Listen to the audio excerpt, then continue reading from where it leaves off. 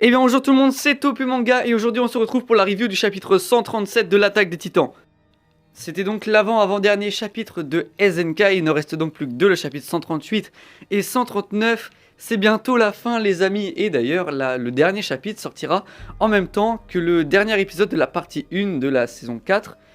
Mais en fait on ne sait pas comment elle va être découpée, c'est-à-dire qu'on ne sait pas s'il va y avoir deux parties, ou alors certains pensent qu'il va y avoir un film ou après, ou même une trilogie.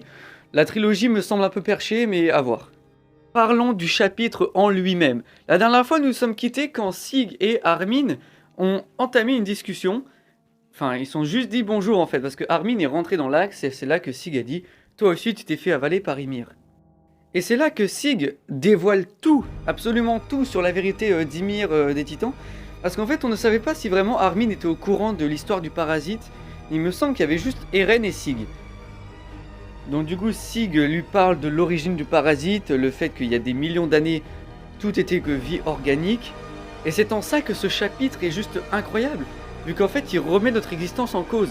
C'est-à-dire qu'ils vont nous parler des origines de la vie, le sens de la vie, et c'est ça qui est vraiment beau dans ce chapitre. C'est-à-dire que Sig, lui, il va penser jusqu'au bout que le but de la vie, c'est juste la survie de l'espèce. C'est juste de se multiplier, et donc c'est pour ça que la vie a créé le sentiment de peur qui permet de nous éloigner de la mort. Donc bref, en fait, le but de la vie, d'après Sig, c'est juste la multiplication, la division, et ne n'être qu'une espèce, en fait, de n'être que là pour créer. Mais c'est là qu'Armin se rend compte que dans son discours, il se rend compte de autre chose. Armin, il voit dans le sable de l'axe une feuille qui le rappelle la course qu'il a fait avec Eren et Mikasa, tous ces moments bons qu'ils ont partagés avec eux. Il se rend compte que le but de la vie est aussi de vivre ces sentiments-là. Il se dit, peut-être que je suis né pour vivre ces instants-là, et pas pour de la création. Et comme Armin voit à travers cette feuille ce sentiment-là, Sig, lui, ne le voit pas à travers cette feuille, mais bien à travers la balle de Tom Xaver. C'est-à-dire qu'en fait, dans sa main, Armin n'a pas une feuille, mais il a ce sentiment de vie. Donc c'est pour ça que Sig ne voit pas une feuille, mais une balle de baseball. Et c'est là qu'il se rend compte, Sig, de ce que a dit Armin. C'est peut-être qu'en fait, le seul moment où il était heureux et que sa vie avait vraiment un sens, c'est quand il jouait au baseball avec Tom Xaver. Et pendant ce temps-là, quand il touche cette balle de baseball, on voit derrière lui des anciens possesseurs.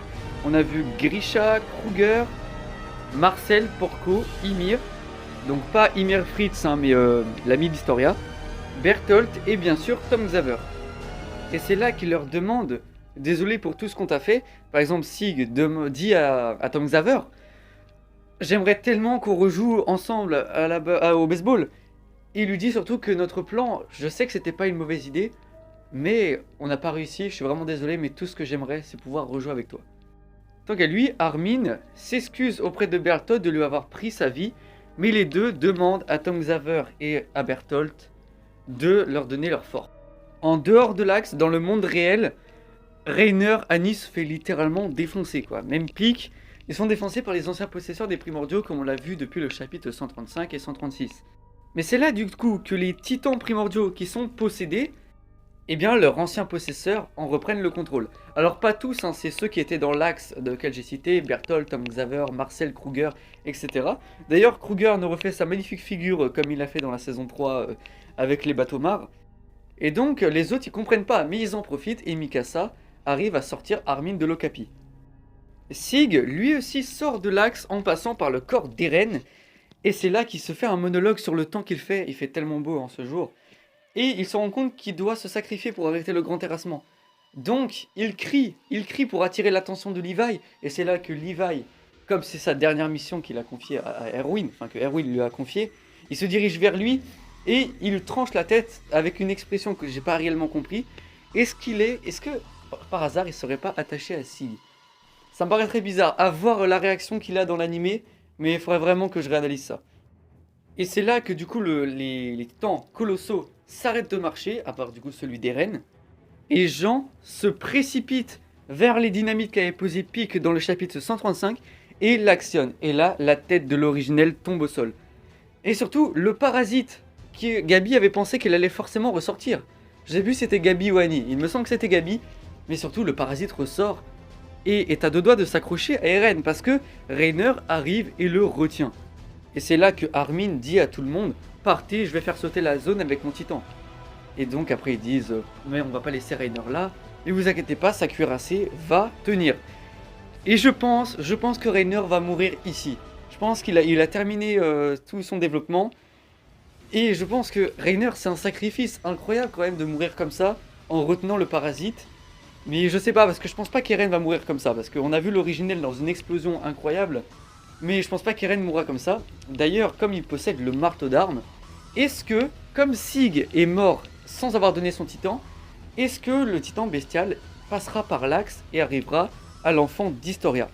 Et donc Eren en profitera, comme du coup il n'est pas dans l'original, ça se trouve, comme il a le pouvoir du marteau, comme on l'a vu avec les corps de marionnettes qu'il y a sur le corps de l'originel, est-ce qu'il ne le contrôlerait pas à distance comme Madame Tybur avec le pouvoir du marteau?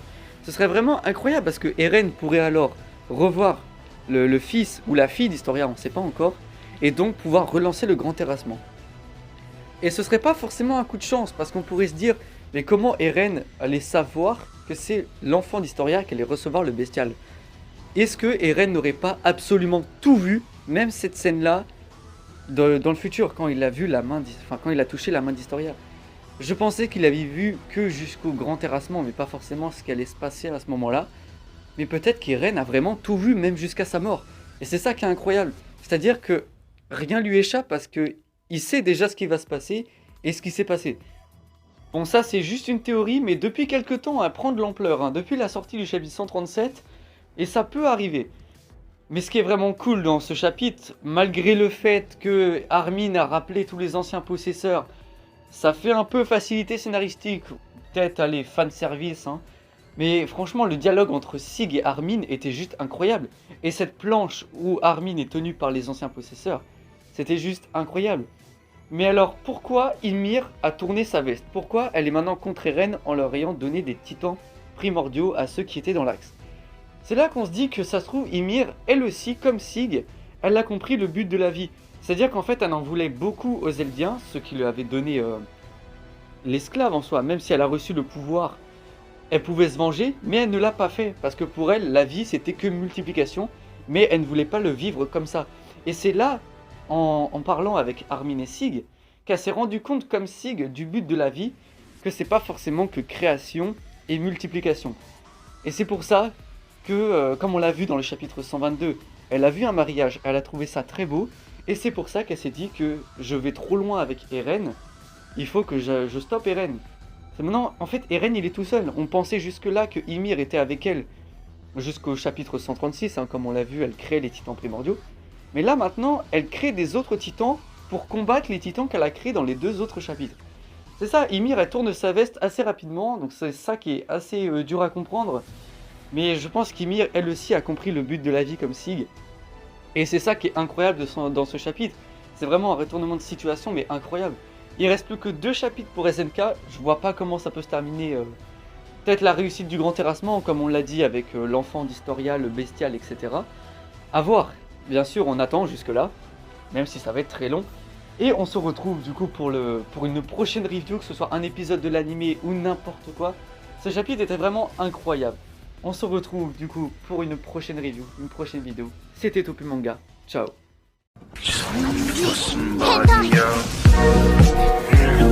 Enjoy yourself, enjoy yourself.